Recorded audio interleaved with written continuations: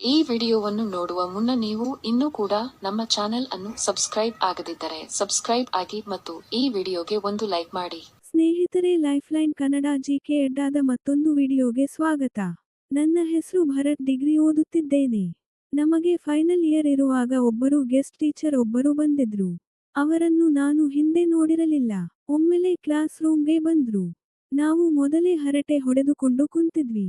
ಅವರನ್ನು ನೋಡಿ ಯಾರೋ ಇವರು ಇಷ್ಟು ಸುಂದರವಾಗಿ ಇದ್ದಾರೆ ಅಂದೆ. ಅಷ್ಟರಲ್ಲಿ ಶ್ವೇತಾ ಮೇಡಮ್ ಒಳಗಡೆ ಬಂದೇ ಬಿಟ್ರು. ಆಮೇಲೆ ಅವರು ನಮಗೆ ಪಾಠ ಮಾಡೋಕ್ಕೆ ಬಂದೋರು ಅಂತ ಗೊತ್ತಾಯಿತು.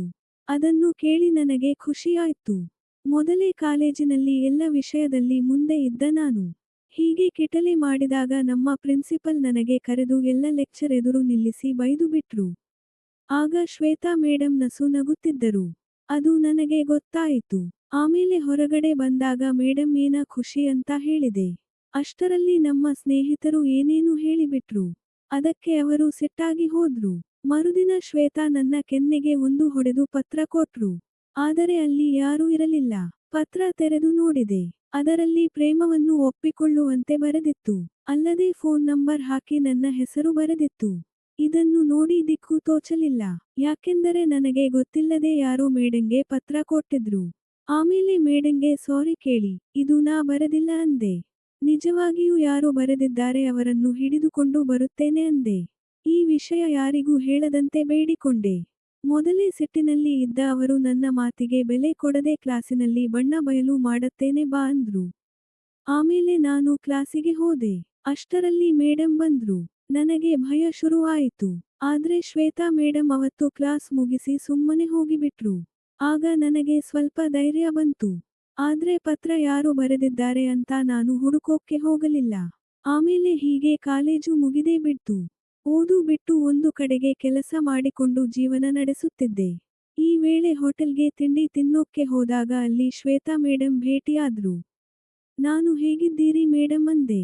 ಅವರು ಚೆನ್ನಾಗಿದ್ದೇನೆ ಅಂದ್ರು. ಆಮೇಲೆ ಹಾಗೆ ಮಾತನಾಡುತ್ತಾ ಏನ ಮೇಡಮ್ ದಪ್ಪ ಆಗಿದ್ದೀರಿ ಅಂತ ತಮಾಷೆ ಮಾಡಿದೆ. ಆಗ ಅವರು ನೀ ಹಳೆಯ ಚಾಳಿ ಬಿಟ್ಟಿಲ್ಲ ಅಂದ್ರು. ಆಮೇಲೆ ಲೇಟರ್ ವಿಷಯ ಬಂತು. ಆಗ ನನ್ನ ಮಾತು ನಿಂತು ಹೋಗಿ ಬಿಡ್ತು. ಅವರು ಹೋಗಲು ಎದ್ದು ನಿಂತರು. ನಾನು ಆ ಪತ್ರ ಇದ್ರೆ ಕೊಡಿ ಅಂದೆ ಪೂರ್ಣವಿರಾಮ. ಅವರು ಮನೆಯಲ್ಲಿ ಇರಬಹುದು ಅಂದ್ರು. ಹಾಗಿದ್ರೆ ಹುಡುಕಿ ಕೊಡಿ ಅಂದೆ. ಅವರು ಸರಿ ಅಂದ್ರು. ಅದಕ್ಕೆ ಅವರ ಮನೆಗೆ ಹೋದೆ. ಆದರೆ ಅವರು ಮನೆಯಲ್ಲಿ ಒಬ್ಬರೇ ಇದ್ರು. ಒಳಗಡೆ ಹೋದಾಗ ಅವರ ತಂದೆ ತಾಯಿ ತೀರಿ ಹೋಗಿದ್ದು ಗೊತ್ತಾಯಿತು. ಅವರ ಪರಿಸ್ಥಿತಿ ನೋಡಿ ಪಾಪ ಅನಿಸ್ತು. ನಾನು ಸಾರಿ ಮೇಡಮ್ ಅಂದೆ. ಅವರು ಇರಲಿ ಬಿಡು ಅಂದ್ರು. ಆಮೇಲೆ ಪತ್ರ ಹುಡುಕಿ ಕೊಟ್ರು. ನೀವು ಈ ಪತ್ರವನ್ನು ಪ್ರಿನ್ಸಿಪಲ್ ಅವರಿಗೆ ಕೊಡಲಿಲ್ಲ. ನನ್ನ ಮರ್ಯಾದೆ ಉಳಿಸಿದ್ದೀರಿ ಅಂದೆ. ಅವರು ಇವತ್ತು ರಜೆ ನಾ ಹಾಗಿದ್ರೆ ಏನ ಮಾಡತ್ತೀಯಾ ಇವತ್ತು ಅಂದ್ರು. ನಾನು ಏನಿಲ್ಲ ಮನೆಯಲ್ಲಿ ಇರತ್ತೇನೆ ಅಂದೆ. ಅವರು ನಿನಗೆ ಯಾರು ಲವರ್ ಇಲ್ವಾ ಅಂದ್ರು. ಇಲ್ಲ ಅಂದೆ. ಸುಳ್ಳು ಹೇಳಬೇಡ ಅಂದ್ರು. ನಿಜವಾಗಿಯೂ ಯಾರೂ ಇಲ್ಲ ಅಂದೆ. ಅವರು ನಸುನಕ್ಕು ತಮ್ಮ ಕೈಯಲ್ಲಿದ್ದ ನೀರಿನ ಗ್ಲಾಸ್ ಕೆಳಗಡೆ ಕೈಬಿಟ್ಟು ಬಿಟ್ರು. ಗಾಜಿನ ಚೂರುಗಳನ್ನು ಆರಿಸಲು ಮುಂದಾದ್ರು. ನಾನು ಅವರಿಗೆ ಸಹಾಯ ಮಾಡೋಕ್ಕೆ ಹೋದೆ. ಆಗ ಅವರನ್ನು ನೋಡಿ ಗಾಬರಿಯಾದೆ. ಅಷ್ಟರಲ್ಲಿ ಕಾಯಗೆ ಗಾಜಿನ ಚೂರು ತಾಗಿತು. ಇದರಿಂದ ರಕ್ತ ಬಂತು. ಶ್ವೇತಾ ಮೇಡಮ್ ಏನ ಮಾಡಿಕೊಂಡೆ ರವಿ ಅಂತ ಹೇಳಿ ಬಟ್ಟೆ ಕಟ್ಟಿದ್ರು. ಆಮೇಲೆ ಅಲ್ಲಿಂದ ಹೋದೆ. ದಿನ ಕಳೆದಂತೆ ನಾನು ಮೇಡಮ್ ಸ್ನೇಹಿತರಾದೆವು. ಅಂದು ಕೆಲಸಕ್ಕೆ ರಜೆ ಇತ್ತು. ಆದ್ರೂ ಬೆಳಿಗ್ಗೆ ಫೋನ್ ಬಂತು. ಯಾರು ಅಂತ ನೋಡಿದಾಗ ಶ್ವೇತಾ ಮೇಡಮ್ ಫೋನ್ ಮಾಡಿದ್ರು. ನಾನು ಕೂಡಲೇ ಫೋನ್ ರಿಸೀವ್ ಮಾಡಿ ಹೇಳಿ ಮೇಡಮ್ ಅಂದೆ. ಅವರು ರವಿ ಒಂದು ಸಹಾಯ ಆಗಬೇಕು ಅಂದ್ರು. ನಾನು ಹೇಳಿ ಅಂದೆ. ಅವರು ತಮ್ಮ ಸ್ಕೂಟಿ ಚಾಲು ಆಗುತ್ತಿಲ್ಲ ಅಂದ್ರು. ಅದಕ್ಕೆ ಬೇಗ ಬಾ ಅಂದರು. ನಾನು ಅವರ ಮನೆಗೆ ಹೋದೆ. ಮೇಡಮ್ ಸೀರೆಯುಟ್ಟು ರೆಡಿಯಾಗಿದ್ರು. ನಾನು ಅವರ ಸ್ಕೂಟಿ ನೋಡಿದೆ. ಆದ್ರೆ ಚಾಲು ಆಗಲಿಲ್ಲ. ಆಮೇಲೆ ನಾನೇ ನನ್ನ ಬೈಕಿನಲ್ಲಿ ಅವರಿಗೆ ಕಾಲೇಜಿಗೆ ಬಿಟ್ಟು ಬಂದೆ. ಮತ್ತೆ ಸಂಜೆ ಭೇಟಿಯಾದೆವು. ಅಷ್ಟರಲ್ಲಿ ಸ್ಕೂಟಿ ಸರಿ ಮಾಡಿಸಿದ್ದೆ. ರಾತ್ರಿ ಒಟ್ಟಿಗೆ ಊಟ ಮಾಡಿದೆವು. ಆಮೇಲೆ ಮನೆಗೆ ಹೋದೆವು. ಮುಂದಿನ ಒಂದು ವಾರದ ನಂತರ ಮೇಡಮ್ ಕಾಲೇಜಿಗೆ ರಜೆ ಇತ್ತು. ಹೀಗಾಗಿ ಅವರು ಪ್ರವಾಸ ಮಾಡೋಣ ಅಂದ್ರು. ನಾನು ಸರಿ ಅಂತ ಬಸ್ ಬುಕ್ ಮಾಡೋಣ ಅಂದೆ. ಅವರು ಬೇಡ ಬೈಕಲ್ಲಿ ಟ್ರಿಪ್ ಮಾಡೋಣ ಅಂದ್ರು. ಅವರ ಮಾತು ಕೇಳಿ ನನಗೆ ಪರಮಾನಂದ ಆಯ್ತು.